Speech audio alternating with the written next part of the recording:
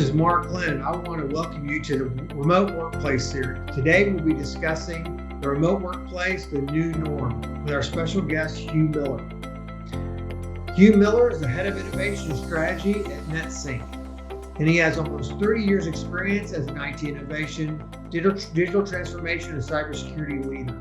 He has held several senior leadership positions in several industries, including technology startups, .com, insurance, utility, higher education, hospitality, and government. He has been the CIO consultant for 3 of the top 11 cities in the United States. Hugh has spoken at hundreds of events and been quoted in many publications. He has been recognized as a premier 100 IT leader, a tech titan, top tech executive, and San Antonio's IT leader of the year. That's quite a resume you have there, Hugh. Thanks. Yeah. A lot of hard work. That's fantastic. I'm going to go ahead and hop right into this. Obviously, we're in the middle of some really trying and interesting times with COVID-19. And because of all this, there's been this rapid rise of the remote workplace and remote learning with, different conferencing and collaboration products. Place has seen a sudden abrupt change, which leads to my first question. How are organizations coming out of the current situation with a more viable and productive workforce, and will they? Well, I think they're going to have to, and unfortunately, this the area where we are, many places should have been there some time ago, because the technology has been there for many years, and it just keeps getting enhanced and enhanced.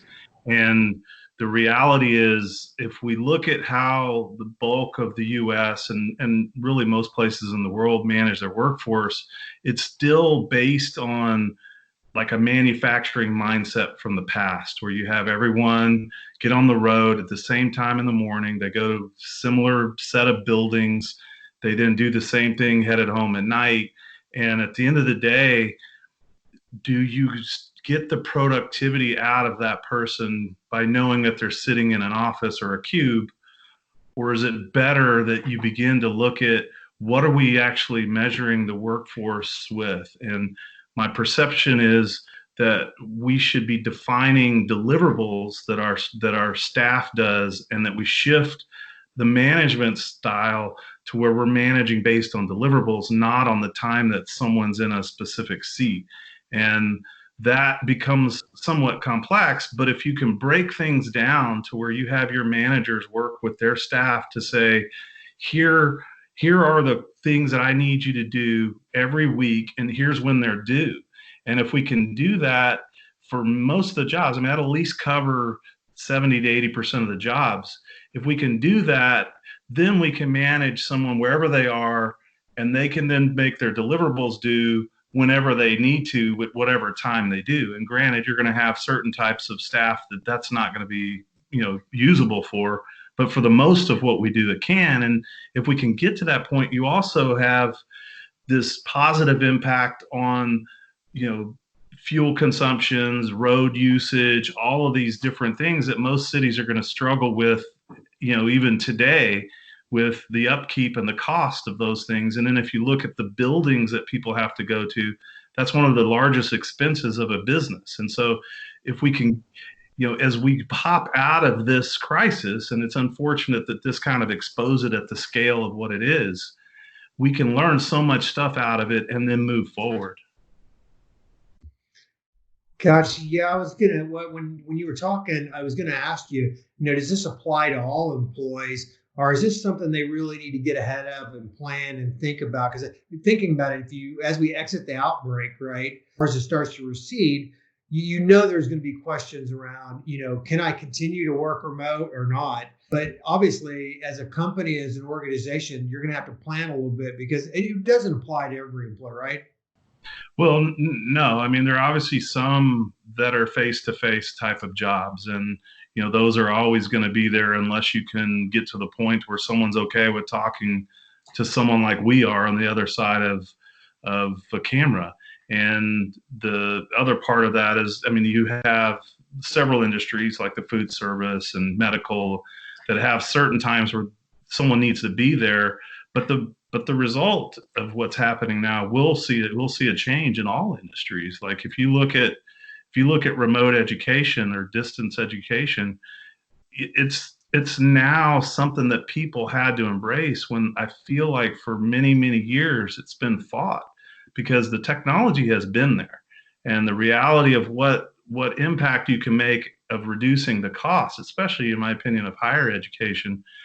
Like the biggest expense that they make on campuses are building these new $1 billion buildings, when we have this technology that, in my opinion, you can replicate, lectures and classes and things, and work on with technology to where someone can learn stuff from wherever they need to be. And you can build remote sites that people gather and watch lectures, do tests, etc.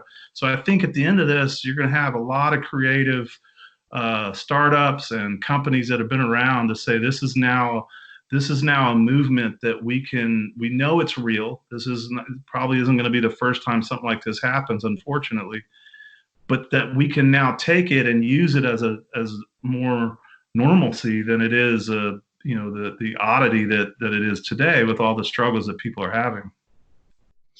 Yeah, and I know this is a little bit off track, but the cloud really has helped out. Cloud and SaaS have really helped out with the ability. Not it's just not just the collaboration products. It's not just the WebExes and all that. There's a little bit more to it.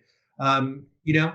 Yes, yeah. So as time has progressed, the cloud has turned into something that has matured very well. You have a lot of options to be able to choose from whenever you're looking at different things. And if you look at core business tools, the bulk of them are now fully available, fully redundant, and everyone who is in business today is either looking at them, has them, looking at them, building hybrid worlds, or if you have to, building a very robust on-premise structure that is much harder to do today with the offerings that we have out. So I fully agree that if anybody has exposed the value of their product suite, it's the cloud people that will come out of this saying this worked really well for us, and expose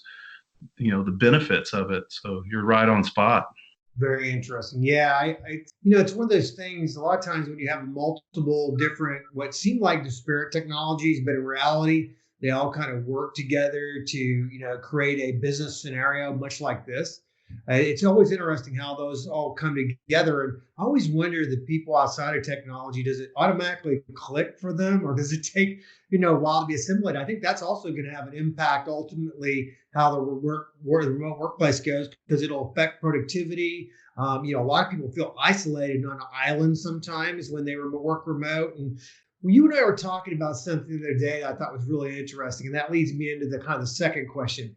There's things about do they have Wi-Fi at home? Is it secure and all that? But the one that really leaped off the page that I thought was really interesting was, how are companies going to deal with the insurance liability of people working remotely? Are they going to ask them to use their insurance? Are they going to be something they work out? Are they going to give them a stipend? What's your thoughts on that? Yeah, so I mean, so through time, like I've embraced and promoted remote workforce for many years. In the 2000s, my staff, like a huge percentage of my staff, was doing remote work. That was always one of the big concerns that HR had, especially like in big cities where they're self-insured. They want to know what happens when someone's considered at work and they have an accident in their house, and who covers that. And so part of what I worked out in places I've been is that we look at the remote work as a benefit, and you lay down these stipulations that say, if this is something that you want to embrace, there are certain criteria that you have to meet, right? And one of them is that you're able to do your deliverables on time. The deliverable that you have given meets expectations or beyond, and then you keep working yourself up. And if you get to that point to where you're allowed to work remotely, then one of the things is that you have to prove that you have insurance on you while you're at home, And if there's an accident that you have in your own premise of your house, then that insurance will take care of it. And so you build these documents with your HR and legal team to then have people sign off to say, yeah, I'm open to this. Because one of the other hard parts that's going to come out of this too is that there's also some people that their house isn't conducive to working remotely, and some people their internet isn't even sufficient to do it. And I think we're going to end up with a large approach to say we need to make sure that we're addressing equitable treatment of broadband, that affordable broadband is available and usable in all areas of the cities.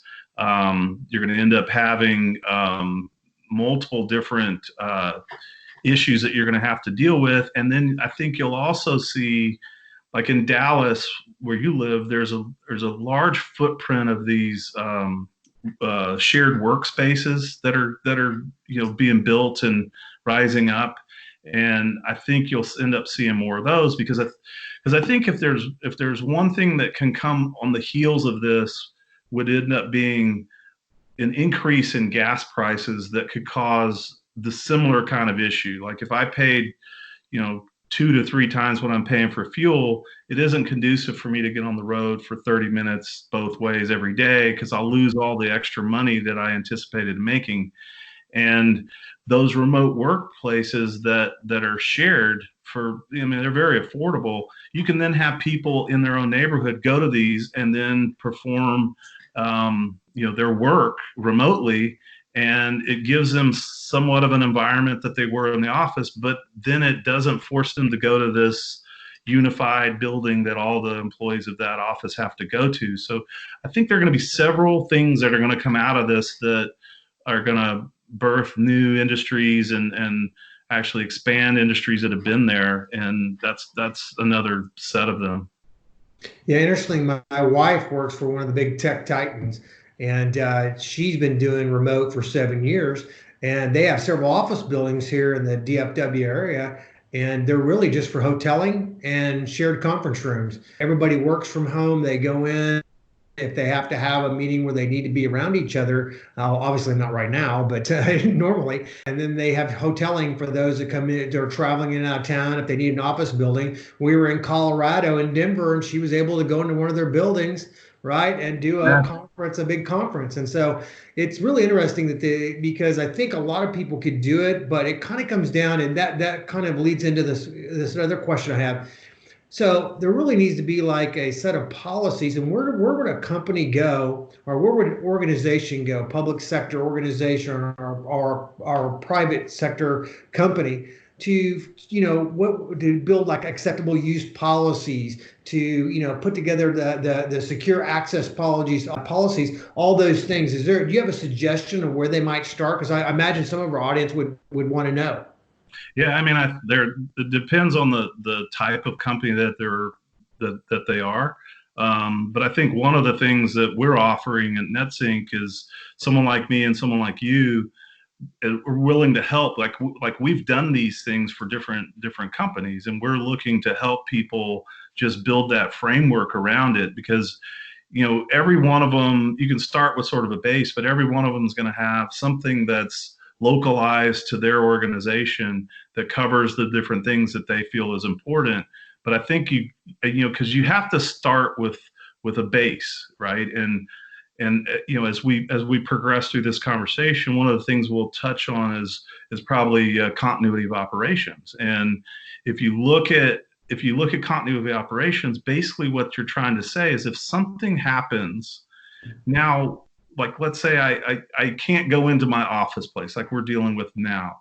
What is my plan to basically keep operations at their norm, to be able to fulfill the business responsibilities and services that I have? How can I continue to do that if this anomaly hits me, or if this becomes something that changes? And so you work with all your departments to draft, this is how we'll manage that. And you build sort of this hierarchy of here are the things that are the most critical in our organization. Here are the things that medium. Here are the things that are low. And you start managing all this stuff around that. And that then helps drive how you become, usable during any kind of unique situation. And those who are already doing that, they were already ahead of everybody with all the different things, because in their mind they'd already kind of gone over all of the different scenarios that they could come up with, said, okay, if this happens, here's what we're going to need. And you start building that stuff to where when it happens, you actually are ready at least 90%. And then the little delta that you have to deal with is not that big. So there's some organizations, like when I was in San Antonio, we were doing this a long time ago. My wife still works for them. Their transition into remote work was actually fairly seamless. It took them about a day of road bumps to kind of get over. And then boom, she's been working remotely for 2 weeks now. And that's the kind of thing that has to happen. Your mind just is going to change. And that's really what's going to happen after this event, is everyone's going to have a change that they need. And there are several resources that are available for people as they work through these.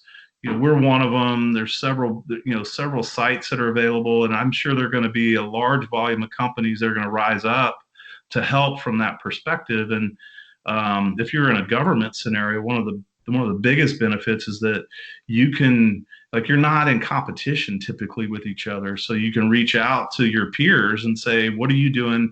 Can I steal some of your language that you've laid out? And since you're not competing, that's a very simple thing to do. Like in government, you share a lot of, here are things that work and here are the things that don't work, and that helps all of them grow, because in that industry, you're serving citizens, right?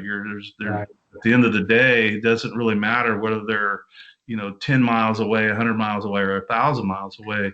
You're still trying to build the best services for that area. So I think there's a lot of avenues to be able to get that data from.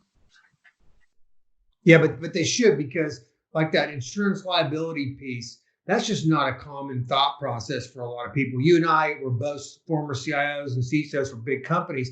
And I had remote workers, but that wasn't something that was really, it wasn't intuitive then, and it's only partially intuitive now, right? Yeah. Because of it. So working with somebody, regardless of who it might be, as you mentioned, there's several that can help.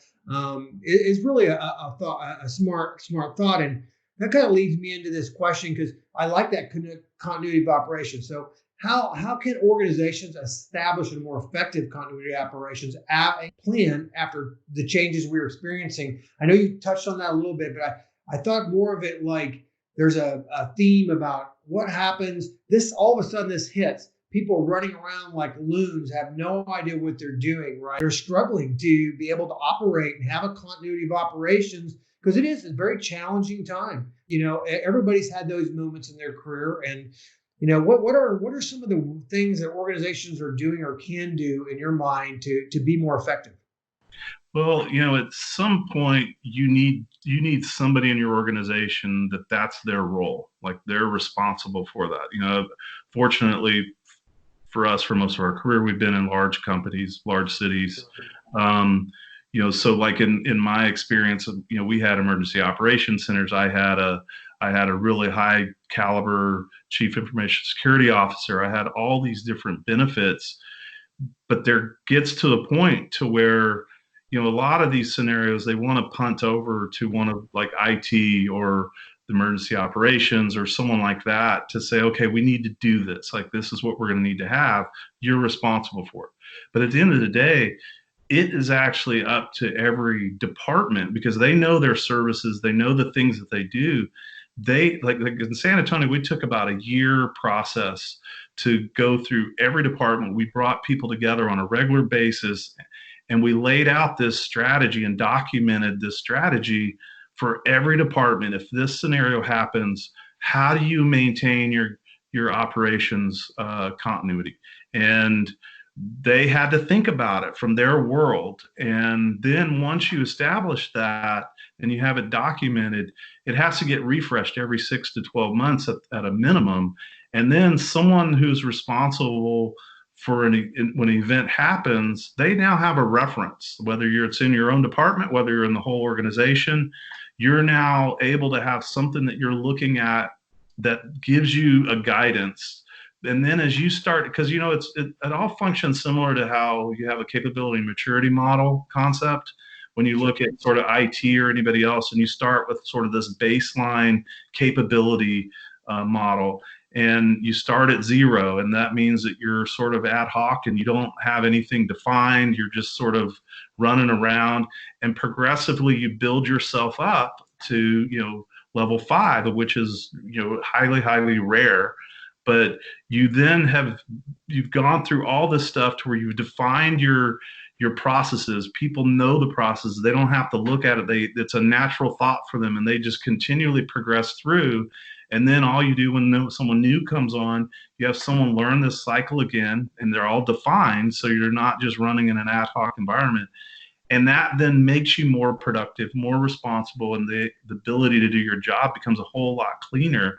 And so that like continuity of operations is one of those higher maturity model areas that you need to get to. And so it's a way of thinking that you have to begin to look at your organization. And this event has basically said it's in your face. Like you either knew or you're going to have to know now. And on the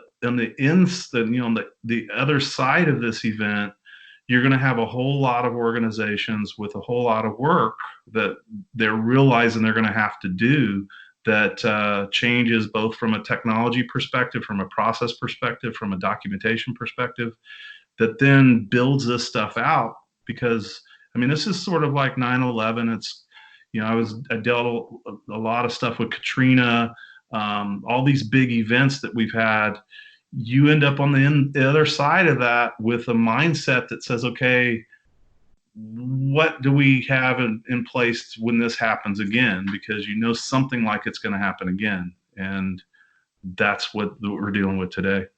Well, I was going to ask you that because regardless whether you're in the commercial and it's called business continuity or public sector's continuity of operations, the reality is this isn't just for the pandemic, and this isn't just necessarily just for the big, blowouts or big disasters or catastrophes. This actually can apply to a lot of different outage scenarios or areas where it affects the business or the operations of the organization, right? That's right. Yeah. So it all rolls into a similar theme where you have disaster recovery, you have business continuity of operations. They all are based on something has happened that disrupts your normal line of business, whatever it is. Like you said, you could have an outage. When that outage happens, now what's the process to go through? First of all, to deal with the outage, understand what happened, bring it back alive, and get business back to normal. But what happens in that pocket of time that it's not functioning at the state that you're using it in? And that all plays together. Like all these things roll together. And it's important that someone is thinking about that at all times. Yeah, it's funny. The one unintended consequence of having a remote workforce is if there is a disaster, it now makes it even more difficult. You can't just get the office building back up and going. Everybody come to the office building and everything's back to normal. Now you have people working from their homes that don't have offices anymore. And now you have to wait for their homes for their connectivity to be repaired. Or there could be a disaster in a nearby city or suburb, right, that had a bunch of your remote workers, and now you have remote workers out. So it's not just for buildings anymore. It's not just data centers and all like it was, in years past. It's actually a much more modern scenario, one that incorporates remote workers. And that kind of leads me into that last question, because I think this is one that's on the top of a lot of people's mind. In your opinion, after this, after that COVID-19 and the outbreak has passed, because it's obviously created a lot of chaos, and a mass move to remote workforce. Are we going to go back to how we were? Or, what are your thoughts on that? And using that example I just gave, in your mind, is there a better way to do it? Is there something, 2 or 3 things you would say, hey, these are things I would suggest? Yeah, well, the reality is there will be a percentage that goes back, but I think the other part of that reality is that there's going to be an expectation and a desire to not go back 100%. And, to your point just a second ago, you have changed sort of the issue that you have to deal with from having all your people kind of scattered around. But on the flip side of that, you also now have your own realm of continuity protection because they are that way. Like, it all depends on what you're dealing with, because now if I have a single site that has an issue, I've now dealt with a whole lot of people that are in that single site. If they're now all scattered around, now a lot of what I'm dependent on is really my core utilities, right? My energy, if it's up, I'm halfway good. If my internet's up, I'm halfway good. If there's not something interrupting my house, I'm good. That expands out some of the benefits too. And so you have kind of this push and pull from both sides. So I think that it's going to be, I think we talked about this before, is there's also going to be this workforce expectation that they realize the value of what it was like for them to work remotely and the amount of work they were able to do. And it's some positive and some negative. I think you're going to have a lot of them that is going to come out of this with the expectation that that's the future desired work environment that they look for.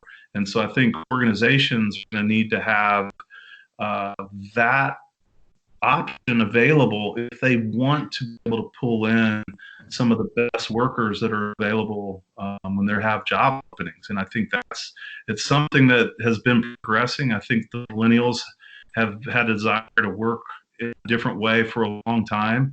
And I think at some point we're going to have to really assess how do we embrace and get the best workforce available?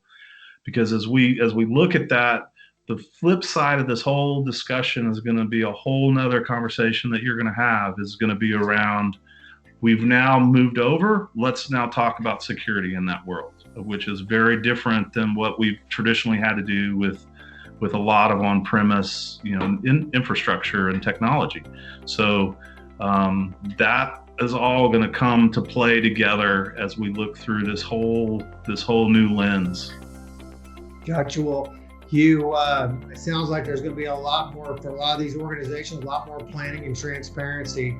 So, and a lot more communication with their workforce as they do transition back after the outbreak. Well, look, this has been a fantastic conversation. Hugh, I want to thank you for joining me and providing some great insights into the remote workplace and where it's going. Thank you.